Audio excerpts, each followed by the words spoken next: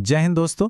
आज हम एक बहुत ही ज़रूरी मुद्दे पर बात करने वाले हैं और वो है दो पैन कार्ड रखने का सच। देखिए, पहले के ज़माने में लोग आसानी से कई पैन कार्ड बनवा लेते थे, लेकिन अब ऐसा करना आपको बहुत बड़ी मुसीबत में डाल सकता है। तो सवाल यही उठता है कि अगर किसी के पास दो पैन कार्ड हैं तो क्या ये बस एक छोटी सी गलती है या फिर ये एक संगीन अपराध मतलब धोखाधड़ी है। इन दोनों के बीच का जो फर्क है ना, उसे समझना बहुत ज्यादा जरूरी है, क्योंकि इसी पर सब कुछ टिका है कि सिर्फ जुर्माना लगेगा या फिर जेल जाना पड़ेगा। तो चलिए जरा इस आम धारणा और असलियत के बीच का जो फासला है उसे समझते हैं। ज्यादातर लोगों को क्या लगता है कि दो पैन कार्ड रखने पर बस एक छोटा मोटा जुर्माना लग जाएगा, लेकिन सच सच इससे कहीं ज्यादा गंभीर है। जी हाँ, आपने बिल्कुल सही देखा। जहां एक तरफ लोगों को लगता है कि सजा सिर्फ 10,000 रुपये का जुर्माना है, वहीं दूसरी तरफ जो कड़वी हकीकत है वो ये है कि इस जुर्म में 7 साल तक की जेल हो सकती है। ये फर्क ये वाकई चौंकाने वाला है और ये जानना बहुत ज़रूरी है कि आखिर कब एक छोटी सी गलती इतना बड़ा अपराध बन जाती है। और देखिए, ये कोई हवाई बात नहीं है। अभी हाल ही में राजनेता आजम खान और उनके बेटे को दो पैन कार्ड रखने के आरोप में 7-7 साल की सजा सुनाई गई है। ये केस अपने आप में एक बहुत बड़ी मिसाल है जो दिखाता है कि कानून इस मामले को कितनी गंभीरता से ले रहा है। सजा सिर्फ किताबों में लिखी नहीं है, बल्कि असलियत में दी जा रही है। तो फिर सवाल ये उठता है कि वो 10,000 रुपये का जुर्माना कब लगता है। चलिए अब उन हालात को समझते हैं जब दो पैन कार्ड रखना एक मामूली सी गलती माना जाता है, न कि कोई बड़ा अपराध। देखिए, इनकम टैक्स डिपार्टमेंट इसे एक अनजाने में हुई गलती तब मानता है जब आपका इरादा धोखा देने का बिल्कुल न हो। मतलब मान लीजिए कि आपका पैन कार्ड कहीं खो गया और आपको जानकारी नहीं थी, तो आपने नया बनवाने के बजाय दोबारा अप्लाई कर दिया। अगर आपने दूसरे कार्ड का कोई गलत इस्तेमाल नहीं किया है तो इसे एक भूल माना जा सकता है।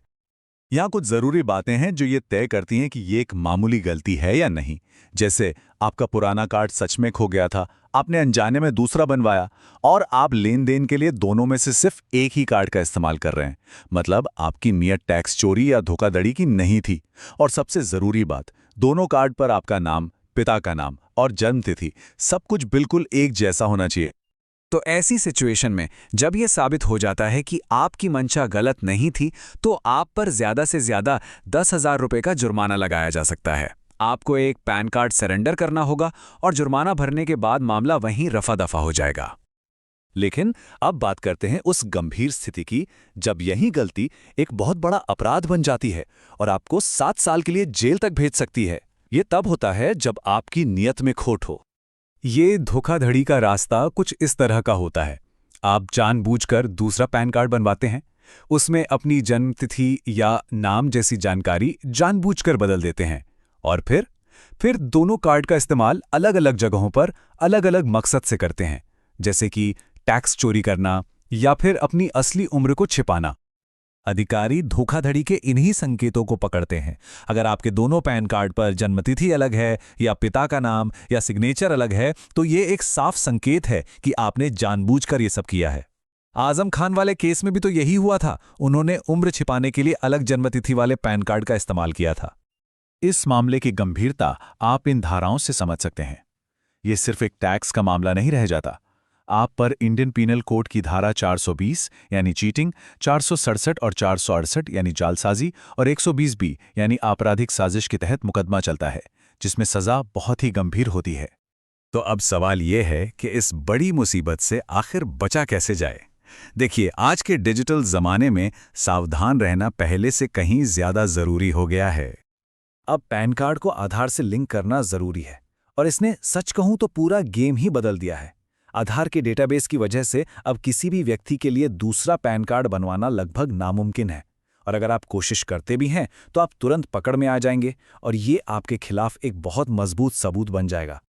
तो बचने का तरीका बहुत साफ है। अगर गलती से आपके पास दो कार्ड हैं तो फौरन एक को सरेंडर कर दें।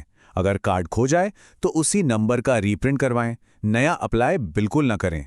और सबसे जरूरी बात, कभी भी जानबूझकर दूसरा पैन कार्ड बनवाने की गलती तो भूल कर भी ना करें, क्योंकि अब आप अपने ही भुने जाल में फंस जाएंगे।